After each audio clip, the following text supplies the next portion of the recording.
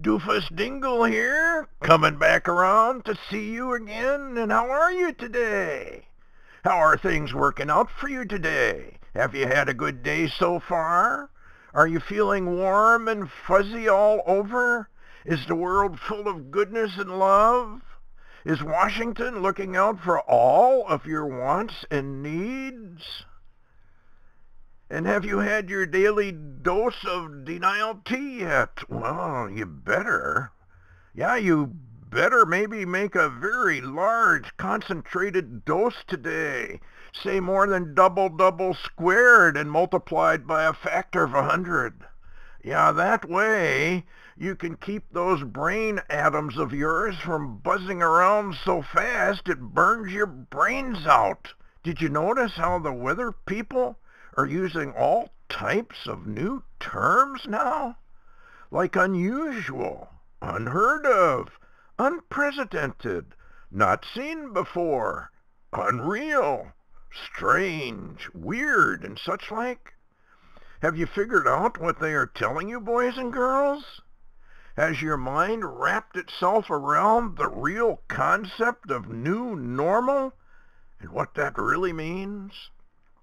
Now, well, we're being warned of atmospheric rivers, huge rivers of water that are over a mile high in the air. Yeah, and they contain as much water as 10 to 15 Mississippi rivers, they claimed, being hundreds of miles wide and long. And they are telling us that we can expect these now with more and more frequency. And they will bring massive flooding wherever they walk about. Sounds like a miniature Norris flood to me, wherever they are. Now then, I wanted to touch on something that may be real important. And that's why I told you to watch the skies.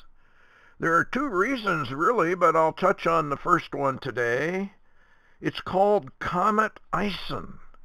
Now, I want you to open up your brains and get those electrons buzzing around real fast so you can absorb all about this comet and watching the skies. Are you ready, boys and girls? Now, don't get them things buzzing around so fast your brain begins to smoke. Just fast enough for total absorption. Ison, they say, that is, the government says. And they don't always tell the truth, by the way. They say it's a small ice ball. It's by Jupiter. It's heading this way. It's called the sun grazer. We could say a sun kisser. It's coming out of Cancer. Now then, they claim it will kiss the sun. They claim on November 28th, 2013. That's an interesting date, by the way. 11/28/2013. If you add the numbers across, you'll get to 18, or 6 plus 6 plus 6, or kind of a 666, don't you think? 1 plus 1 plus 2 plus 8 plus 2 plus 1 plus 3. Yeah, the last time I checked, I think that added up to 18. What's interesting is that it appears that Ison will come against the sun. And man's number in the good book is 666. In other words, could we be getting a severe warning from the other dimension that the sun and mankind are about to collide?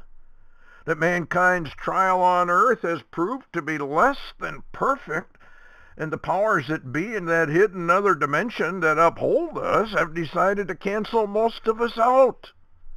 You might want to think about that one. You know, just mull it around in the background of your mind while you munch on your brats and your burgers.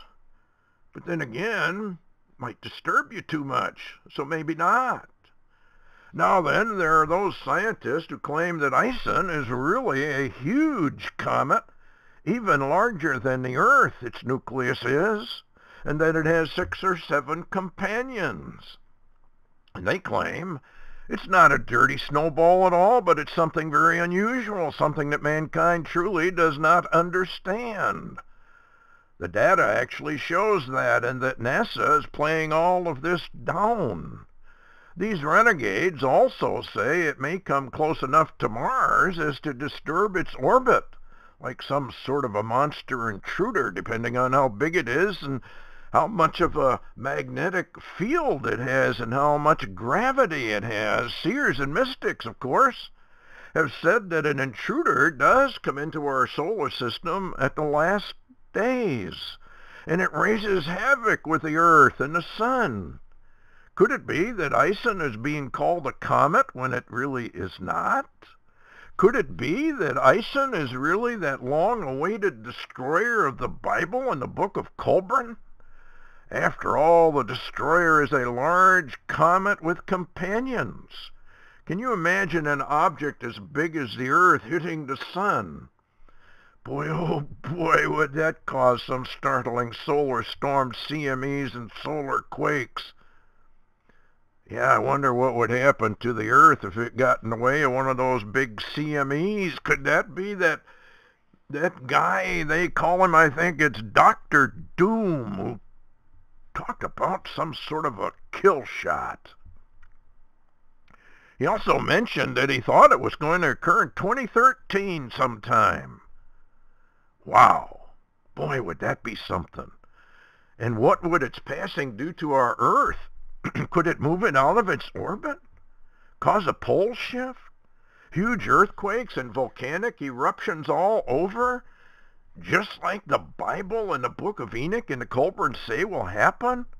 Another Passover event, long time ago. Seems that Ison might be worth just keeping an eye on. But then again, it may be that Ison is a forewarning of the destroyer approaching. We don't know yet, but the timing of it appears just a little suspicious. Would it be by accident that it's really a Christmas comet? That celebration of the birth of the Creator's Son. I know most people probably nowadays don't even believe that anymore, but after all, that is what that celebration is about. And it's kind of interesting, isn't it, that it's called Ison. Could it be that the other dimension is telling us something?